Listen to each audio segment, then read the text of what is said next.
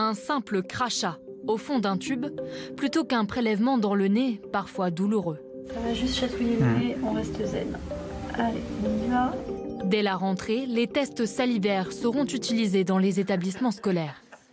Ah, ça va? Tout va bien? Oui. C'est une très belle école. Oui, nous, ça va très très bien.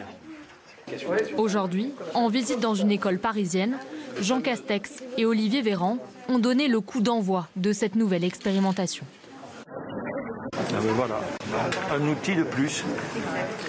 L'objectif, tester davantage les écoliers pour casser les chaînes de transmission et ainsi éviter de devoir fermer des classes. Le test salivaire, évidemment, beaucoup plus facile d'accès.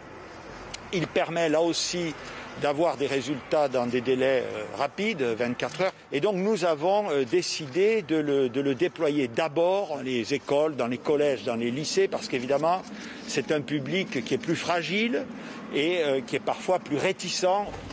Un caractère moins intrusif qui permet de réaliser plus régulièrement des tests de dépistage sans être gêné.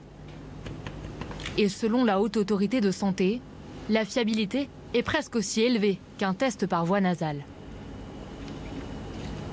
Les tests salivaires présentent 85% de sensibilité.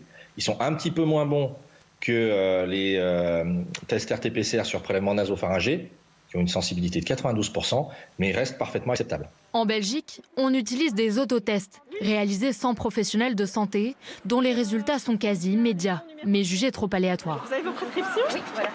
La sensibilité des autotests est de l'ordre de 11 à 40%.